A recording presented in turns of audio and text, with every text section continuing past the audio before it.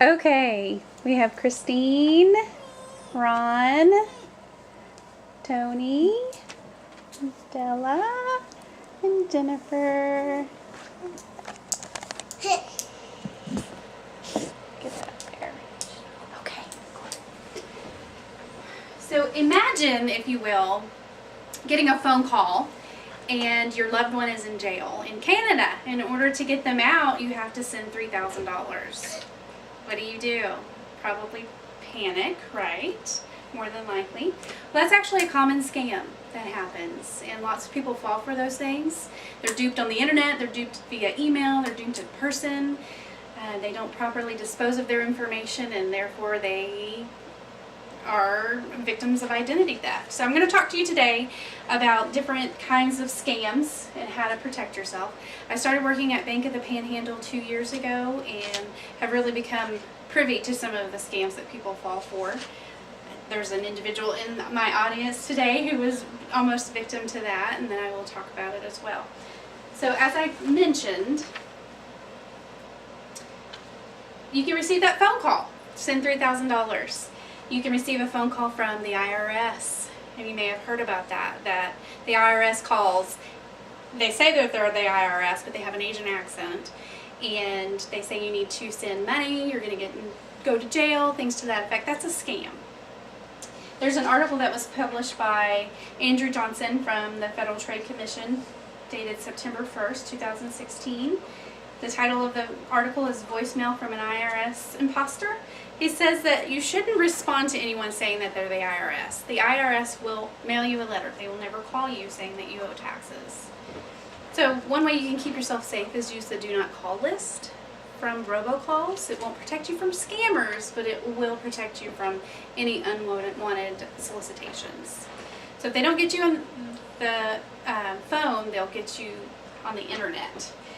Anybody know how to know if you're surfing safely? If you're on a website and you want to buy something, do you know how to look for being safe?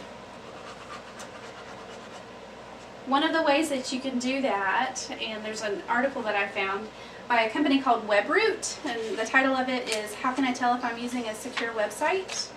Dated November 5th, 2006.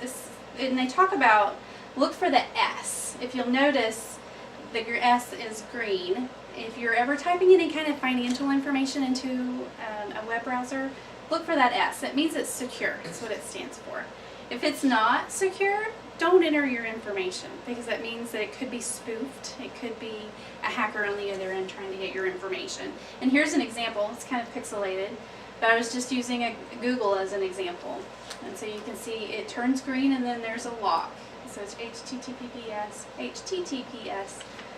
and that S indicates you're safe. Anybody heard of phishing?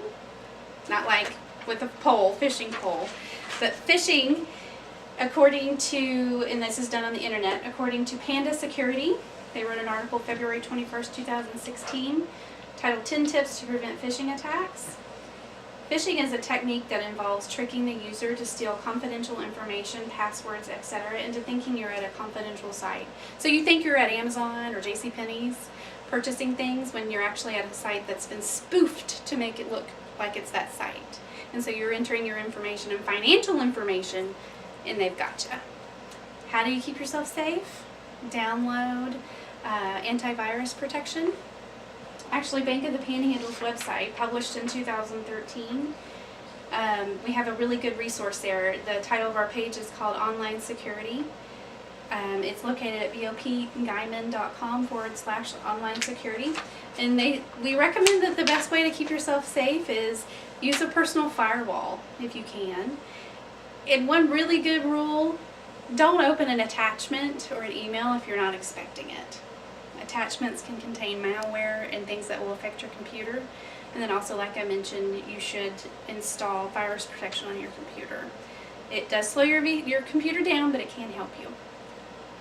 So if they don't get you on those two things, what they will try to get you with is what you throw away or what you publish.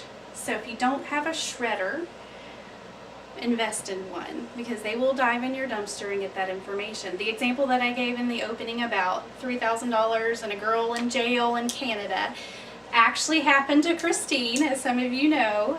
Her grandmother received that phone call. I did interview Christine November 2nd, 2016. We talked about this ordeal.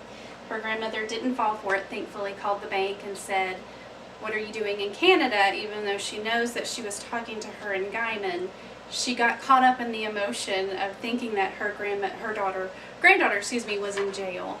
So some of the suggestions that we would give you, again, is register on the do not call. You can file a complaint there. If you do continue to receive phone calls, you can register a complaint there. Serve securely. Make sure you find that S. Get virus and spam protection. And then your documents and publications. Shred your anything that comes in, credit card offers, anything to that effect. Don't publish your full name is what Christine gave me as far as a good way to avoid your information being out there. So scammers, they want your money. They want your money. They will do whatever they can to get it. One way to protect yourself is to just be smart, having common sense, and hopefully you guys have learned through this, that you understand how to keep yourself safe. Thank you. What was that? 5:55. Woohoo! Thank you. Very good. Ah!